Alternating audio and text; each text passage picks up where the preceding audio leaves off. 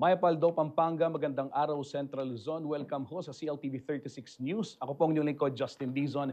Kabalan, special itong edisyon ng ating balitan ngayon sapagkat eksklusibo ho nating makakapanayam ang isa ho sa mga nangunguna sa survey sa pagkasenador dito ho sa darating na eleksyon sa May 12. Huwag na ho nating patagilin pa. Nandito po sa ating studio sa CLTV 36 sa syudad ng San Fernando, Pampanga, live, Kuyang Ben Bitag Tulfo. Magandang hapon sa inyo lahat. Good afternoon, Pampanga, Luzon, Visayas at Mindanao. Magandang hapon. Kumusta ka na? Mabuti naman, Sir Ben. Eto may marami akong hinandang tanong. Tanong din ng ating mga kasamahan. Pero Okay. una sa lahat, alam natin yung trabaho natin sa broadcasting. Talagang nasa larangan ng madalas malapitan. May reklamo, may sumbong, at yun ang nakikita natin sa mga programa mo rin. Pero sa ngayon ho ba, ano yung nagtulak sa'yo para mag-transition mula doon sa screen na public service patungong public service sa Senado? Okay, eto yan eh. Simula nung 23 years ago hanggang kasalukuyan, kami nilalapitan. And so, ang trabaho talaga natin sa media ay to tell the truth and speak of the truth. Ganun lang kasimple. And then, nauuwi tayo dun sa pag-iimbestiga dahil nilalapitan ka. So, mahalaga yung sinusuri mo kung totoo. Sa bandang huli, nakakalkal mo yung mga katotohanan ng mga bagay na nangyayari. Ito naman, mga totoong taong lumalapit. Nahaharap sa totoong hamon, totoong, sitwasyon, at totoong mga biktima na kinakailangan mong pakinggan, makikinig ka, naging kabahagi ka sa solusyon. Kapag naging kabahagi ka na sa solusyon, lumalabas na yung pagiging, advocate mo. Kasi ang media, una sa lahat, agnostic. Yan ang trabaho natin.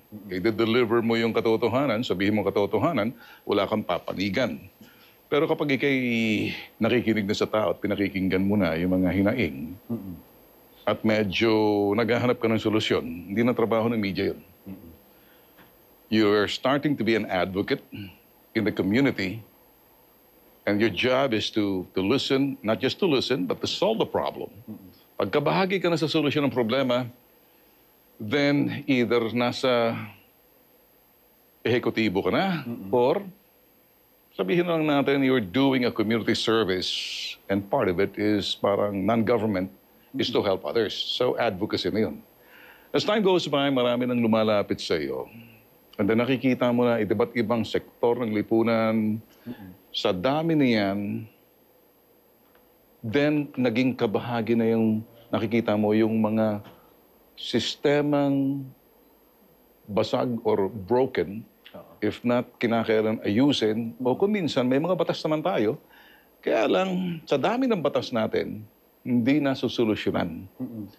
Kinakailangan mo imbestigahan, kaya sinasabi natin, naging kabahagi kami, and I think yun ang dahilan kung bakit nagtulak sa akin na siguro maging kabahagi na para sa solusyon ng problema, legislation na yun. Oo. Eto na, nabanggit mo na yung legislation. Ano ho ba yung pangunahing bit-bit ni Bitag Ben kung maupo sa Senado sa darating na May 12, after May 12? Well, unang-una, gusto kong sabihin na ang ipinaglalaban talaga ng bitag ever since, napakasimple.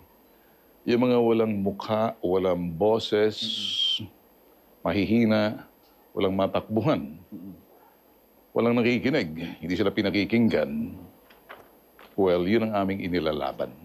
Biktima ng pang-aabuso, pananamantala, panloloko at pagpapabaya. Doon kami pumapasok. Yan ang advocacy namin. Simple lang yan, ano? Sa anumang sektor ng lipunan, na kapag ikay naging biktima ng anumang pang-aabuso, pananamantala, o di naman kay pagpapabaya or panloloko, yun ang aming advocacy. We go after the people behind it. Sir, eto meron akong dadagdag o tatanong. Meron akong kaklase sa graduate school, yung thesis niya at tungkol doon sa bakit maraming Pilipino ang lumalapit sa inyong mga programa. At napag-alaman na doon, kabilang doon sa na-site, doon sa thesis na to, sa Ateneo to, Department of Communication, lumalabas na merong kakulangan doon sa justice system o madudulugan. Kaya imbes na tatakbo sa barangay o tatakbo sa pulis, madalas lumalapit sa inyong mga programa. Kayo ho ba, ano yung naiisip ninyong gawin para sana darating din yung panahon, hindi ho tayong media yung unang lalapitan, kundi gaya nga ng binabanggit mo, trabaho ng gobyerno, yung mga ganyan. Tama ka. The first step, yung people seeking justice wanted to be heard. Sabi ko nga kanina, walang mukha, walang boses, mahihina, hindi sila kilala, walang matakbuhan. We take the pains of listening. Nakikinig kami, pinakikinggan namin. Sila yung sinasabi natin, neglected part of the society. Pag ang isang taong pinabayaan mo at hindi mo pinakinggan at hinahangad niya hustisya, the first step of justice is to listen. Pag ang isang tao pinakinggan mo, kasimpleng tao nasa ibaba at may nakinig sa kanila, that's the first step. Somebody listen to us. And then the next thing may ginawa ka. Yun ang kasimple. Kami ba mukha ng hustisya? Hindi. We just happen to be kami magkakapatid o siguro sa bitag. We listen. Alam naman namin kung bakit pumupunta yan. Napapabayaan yan eh. Walang nakikinig eh. May mga tanggapan naman ng ating pamahalaan o gobyerno natin ang problema. Pinababayaan. Inaasikaso na lang pag malapit ng eleksyon. Pero pagkatapos ng eleksyon, and during the time hindi eleksyon, hindi na sila pinakikinggan. So kami, election, ilan ang presidente, ilan ang kung sino-sino nang nakaupo dyan, administrasyon, kung sino man yan, consistent kami, nakikinig lang kami, tapos sinusolve namin yung problema. Yan. I think that's the reason why kung bakit kami nilalapitan sa bitag. And that's the reason because we know how to listen and then solve the problem. Sir, maraming mga pag-aaral na sinasabi ang dahilan kung bakit may kakulangan sa serbisyo ng gobyerno ay yung talamak na korupsyon. Bilang isa hong galing sa broadcast industry at sa public service, ano ho yung plano ninyong gawin kung kayo maupo sa Senado para i-address ito pong korupsyon sa mga institusyon natin? Ang korupsyon nag-uumpisa sa pagiging pabaya. Either kung kayo nasa gobyerno and your word negligent, hindi mo ginawa ang trabaho mo. And then maraming bureaucracy ang dinadaanan. Meron kang mga sinasabing red tape na dinadaanan. Or simpleng tamad lang talaga ay magsipagkilos. Yang bagay na yan, nag-uumpisa dyan ang korupsyon. Kasi hindi mo tinatrabaho agad yung dapat mong trabahuin at ang nangyayari, pag tumindi yan, grave negligence. And grave negligence leading to graft or corruption sa definition ng gobyerno natin. So ang corruption naman kung minsan nagiging yan ay simple sa red tape. Malaki, kukulangin yung oras natin pag pinag-uusapan natin ng korupsyon. Hindi ganun kadali na sasabihin mo, maraming mga politikong nangangako that they can solve corruption. But only few will succeed kapiranggot lang sa kanila. And they can say a lot of words about, they know. It's not about what you know, it's what you can do with what you know. So now, solving corruption means you have to take a look at muna sa nag-uumpisa. Ang corruption ay nagiging institutionalized sa mga establishmento. Tulad ng sinabi ko, hindi mo agad inasikaso. Pinabayaan mo. Mamaya na muna. Pero kung minsan, para mapabilis, maglagay ka. And then nasanay na yan. Then naglagay ka. Ang corruption ay maaring hindi lang doon sa dalawang klase, yung briber at saka yung nanghihingi. The extortionist and the briber. So dalawa yan. Tumingin ka sa sistema natin ngayon, bato-bato sa langit ang tatamaan, wag magagalit. Marami na ngayon umaasa sa gobyerno. Lahat ng kilos, kinakailangan, meron kang ibibigay. Ako naman nagsasabi ng katotohanan. Halimbawa, yung mga ayuda. Kailangan naman natin ayudahan yung mga laylayan sa ibaba. Pero kapag ikay ay nagbigay ng mga lahat na lang na ayuda at nasanay ng mga tao, lahat ay bibigyan mo na ng ayuda, bibigyan mo lahat ng ganito, lahat in form of packages na kinakailangan naman ng iba. Ang problema lang natin, parang naging kabahagi sa sistema. Nasanay yung mga tao ron. So para sa akin, siguro itong pinag-uusapan natin, naintindihan ng iba dyan na yung mga dapat tulungan ay dapat tulungan, pero merong iba ay naging nakasanayan na pag wala kang tulong, wala ka. Oo. Sir Ben, ayan, binabanggit mo yung ayuda. Marami sa ating mga kababayan nanonood ng programa mo dito sa CLTV. Okay. Karamihan sa mga concerns nila, syempre yung food security, Central Luzon being rice granary of the country. Ano ho yung maitutulong nyo sa mga nasa sektor ng agrikultura dito sa ating rehiyon? Well, sa Central Luzon, ang gusto mong sabihin dito, kung titingnan mo saan ba talaga yung rice granary? Di ba si Nueva Ecija? If you look at Pampanga, it's now becoming an urbanized province. It's a bustling province. Tumingin ka sa San Fernando. But tumingin ka sa Nueva Ecija, you still have a lot of farmland. And some sa Pampanga, nandiyan naman makikita natin. Well, ang gusto mong, ako dinidefine ko lang kung saan yung mga agricultural areas. Agricultural areas, sir. But now these days, pag pinag-usapan ng agricultural area, ang itatanong ko naman sa iyo ngayon, are you concerned about yung welfare ng mga farmers? Or are you concerned about the food security? Doon ko muna i-tweak yung aking tanong sa'yo. Para sa akin, para maging malinaw doon sa mga taong nanonood sa atin. Kasi marami dyan magaling magsalita. Pero cotton candy yung kanilang mensahe. Ako, dederecho ako sa iyo. Totoong tao, totoong pangyayari, totoong kaganapan. So, saan tayo pupunta muna? Sige, total food security, agriculture, marami ako masasabi dyan. Sige. Sir Ben, itong nakaraan kasi meron kaming na-interview dyan sa may Araya at boundary ng Nueva Ecija, Gimba at mga magsasaka ng sibuyas. Noong unang mga months ago, mataas yung presyo, nabenta yung mga kasama nila, maswerte, pero sila ho ngayon nagbebenta sa mura at paluging halaga. So ang matagal ho nilang hinihingi sana mga tulong sa gobyerno, ano ba, kabilang ho doon sa mga na-float cold storage. Yun po, sir, mga ganong klaseng usapin, dahil seasonal kasi, yung nandyan na yung 180 per kilo, nandyan na yung 50 lang per kilo, at nalulugi ho sila. So, yun po. Alright. Yung sinasabi mong nalulugi, the first and foremost, either nalulugi ka dahil pinababayaan ka or may nagsasamantala sa'yo.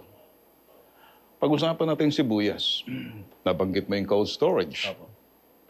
Naririnig mo ako ngayon kung paano ko tinatakil yung tanong mo. Napakahalaga ng cold storage facilities. Mga sibuyas, mga gulay. May certain temperature yan pag in-store mo.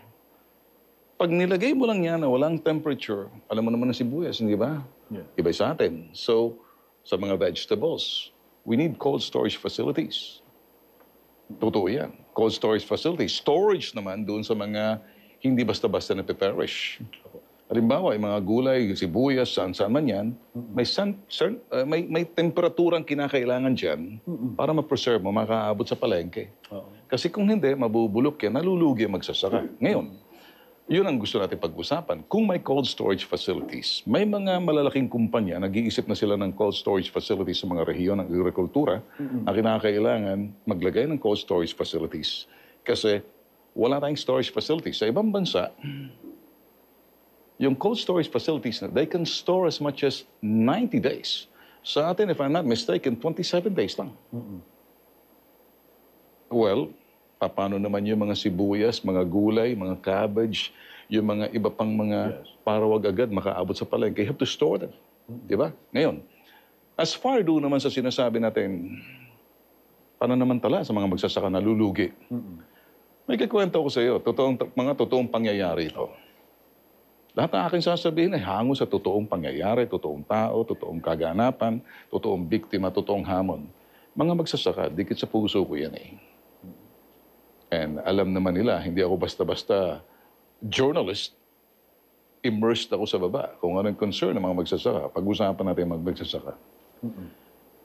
Hindi lang sa sibuyas. Huwag na natin pag-usapan yung mga sa sibuyas. Lahat ng mga magsasaka, pag nagtatanim yan, dapat bantayan ng mga lokal na pamahalaan. Paganahin yung mga municipal agricultural officer, barangay, bantayan yung mag-aani na. May namamantala, meron dyan mga traders na papasok sa ibang rehiyon, babantayan yung mga magsasaka. Aakitin sila sa kanilang mga ani. Halimbawa, aani na isang magsasaka ng pakwan, aani ng mga gulay, aani na ng bigas, darating ng mga trader. So papasok sila sa barangay na hindi nakarehistro sa munisipyo, na pumasok yung mga traders na yon, na kukunin yung ani, ilalabas. Bibilhin ng, well, magandang presyo, pero may modus operandi. Itong mga traders, ano yung modus operandi?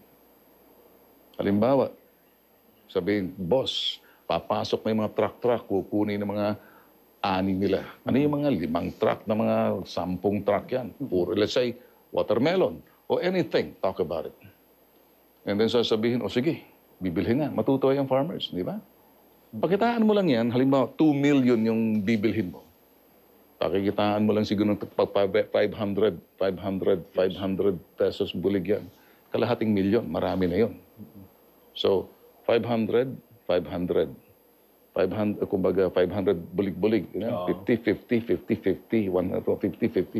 Bayaran mo ng 500. Makikita mo magsasaka pa 500 peso bill. Malaki na yon. Tapos sasabihin, pwede ba ito muna? Total, trader naman kami.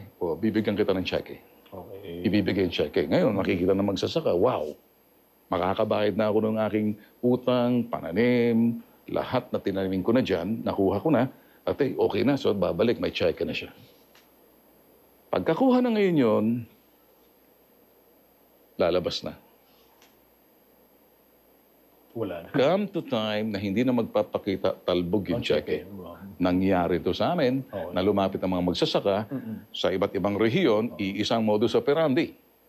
Yun ang matinding gusto kong baguhin, hambalusin yung mga potok sa buho na yan, na pinagsasamantalaan yung mga magsasaka. Doon nila inaakit. Doon nila nilulubog sa utang. Walang nakakapansin dito. Paano nakakapasok yung mga traders na to? Na binibili mo, niloloko mo, pinagpawisan yan, pagkatapos tatakbuhan mo. Ilan na ang aming tinugis yan? Isang bagay lang pwede magawa. Ang bawat munisipyo magbabantay, mga barangay magbabantay. Pag pumasok yung mga traders na nagre-rehistro, sasabihin sa lokal na pamahalaan, kung sakaling tumalbog, alam kung saan hahabulin. Kung minsan nakakapasok na hindi nasasabi ng barangay, or either nabibigyan yung barangay, naging kasapakat, Yun ang masakit. ito yung masakit. Kung ito'y napapakita ko lang ibang sitwasyon, how much more sa ibang mga rehiyon? Ito yung pinaka-mortal sin. Pananamantala sa mga mahihirap na magsasaka, nagtatandaan na. Kaya yung mga anak na magsasaka, ayaw na magsaka. Yes. Dahil ayaw na makitang hirap ng kanilang magulang. Yun ang dapat bantayan. Sir, may konting oras pa tayo. Tatanungin ko rin. So, ibang larangan naman, nabanggit mo nga, no? Booming din ang industry dito. We have the Clark International Airport, we have Subic, Clark Freeport Zone, at yung iba-iba pang economic centers. Ano ho yung mga naiisip ninyong lehislasyon para sa gayon ay matulungan at maiangat lalo ang ekonomiya ng Gitnang Luzon? Well, maganda ang Central Luzon, Region 3. Booming and bustling ang sinasabing San Fernando, Angeles, nakikita niyo naman mga dyan. Well, either the region, the province is doing something good, kasi ang gusto mong sabihin, para maging booming yung sinasabing isang rehiyon or probinsya, let's define bakit booming yan. Probably the ease of doing business is good. Wala masyadong mga red tape, or yung mga investors, hindi ganun kahirap magnegosyo, kumuha ng lisensya, nabibigyan sila ng tax break or tax perk ng lokal na pamahalaan, huwag lang pumasok dito yung mga kurakot na mga pagdating sa buwis. Yun ang nanggigipit. Okay. Opo. Sir, ito naman mainit na usapin ngayon, Public Transport Modernization Program. Ano ho yung pagtingin ninyo sa isyong ito? Well, unang-una, I trust the wisdom ng ating bagong DOTR Secretary, si Vince Dizon. He's a very good secretary, and I think that he can do the job. I know exactly kung saan yung kanyang, his direction will determine the destination doon sa kanyang mga hakbang na ginagawa. Modernization. Well, ang modernization ng mga sabihin natin yung mga transport na yan begins with the government. Isa-subsidize mo ba? Hihikayatin mo ba sila? Basta't wag lang pagsamantalahan pagdating dito sa modernization.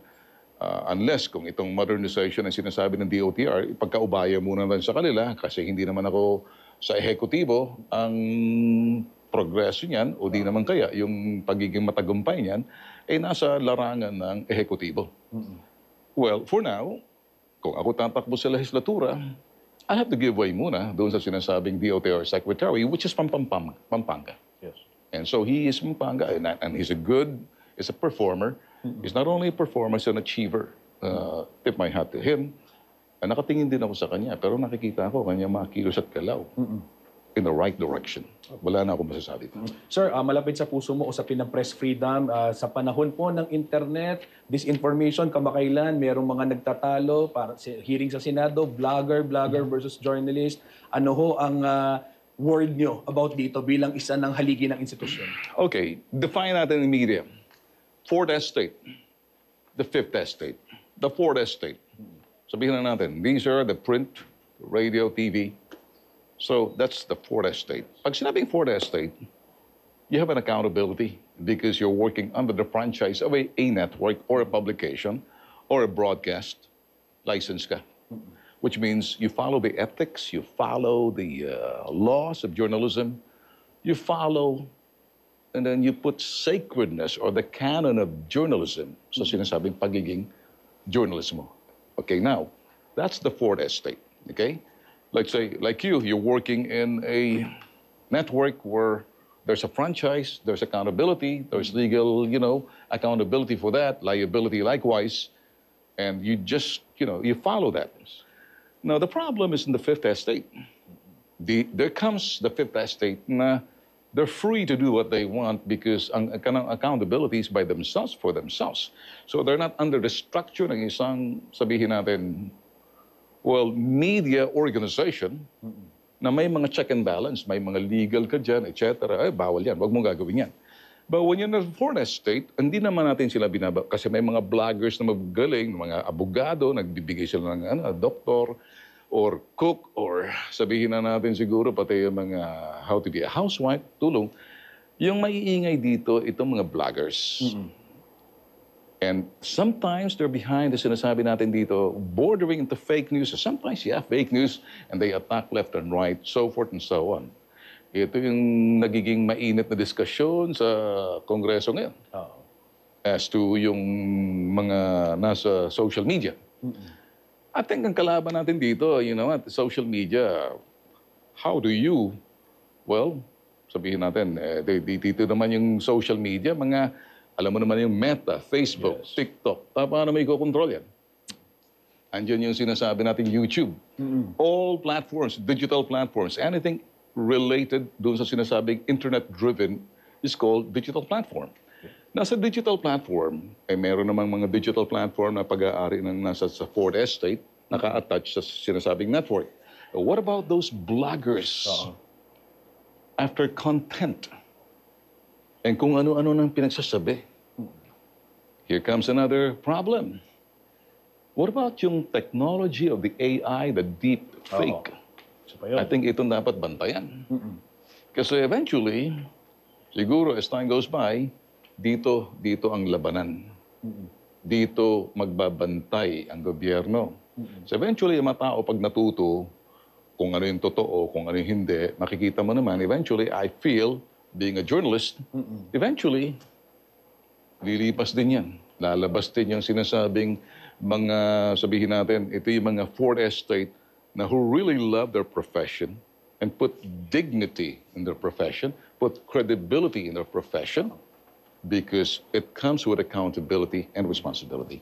But doon naman sa kabila, sabi mo nga, may camera ka lang, may ilaw ka lang, daldal ka lang daldal, akala mo kung sino ka na. Well, sabi nila, may freedom of information, may freedom of expression. But you know what? It's also may accountability and liability, legal liability. Be careful. So, Doon na akin masasabi. Opo. Sir, panghuli na lang, mensahe na lang sa ating mga kababayan, nanonood ho, yung mga kababayan natin sa Pampanga, sa buong Central Luzon. Okay, ang mensahe ko, ganito. Nandito ako, actually, it wasn't really planned because kaibigan ko naman, yung may-ari. And dito, napapanood nyo rin kasi dati, yung dito ang aming action, yung aming public service. The message is this. Simple lang. Kapag kayo biktima ng pang-aabuso, pananamantala, or kayo biktima ng panloloko, pagpapabaya, ibalato nyo sa akin. Di ako nagbabago. Ako si Ben, kilala sa pangalang Bitag, apelyido ko lamang ay Tulfo. Mas gusto kong kilalanin niyo ako si Bitag dahil ako nang bibitag. Hindi ako nagbibiro. Uubusin kayo ng lahat. Ipagdasal nyo, hindi ako lumusot. Dahil kapag hindi, lumusot ako.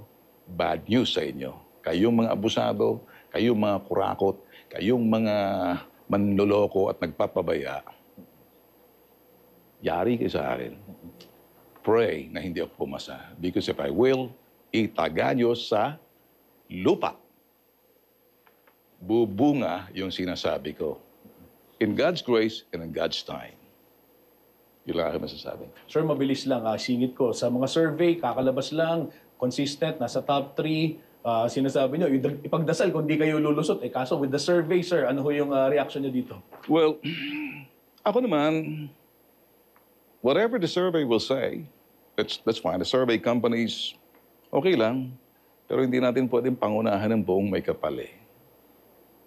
We cannot preempt the Lord. He knows better. Ang buhay natin ay parang bula lamang sa lupa. You can be just eventually mawawala ka lang. Might as well, make the most out of it. Sa survey naman, lilipas din yan. May resulta rin yan. Abangan na lang natin kung lulusot. Sana wag. Doon sa mga taong siraulo, putok sa buho.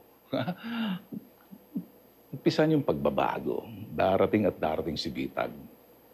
Tapos, yan ho mga kabalen, ang pahayag ni Bitag, Ben Tulfo, kaugnay ho itong kanyang mga plano at syempre yung kanyang ginagawang mga programa na plano niyang dalhin sa Senado dahil nga nabanggit kanina syempre nagmula ho sa media, sa public service. Sir, maraming salamat ho for visiting us. Thank you. Opo, karangalan kung makausap kayo dito sa ating programa. Muli po kabalen, yan ho ang ating special episode ditong CLTV 36 News. Ako pong yung lingkod, Justin Dizon. Abangan ho mamaya sa programa Ang Paglalahad. Bisita rin ho namin itong Vice Mayor ng Bamban Tarlac, Vice Mayor Joan Carla Bautista. Makakasama ko si Alex Sembrano sa RW 95.1 FM. Panoorin ho natin yan mamaya pong 4:00 ng hapon. Maraming salamat po.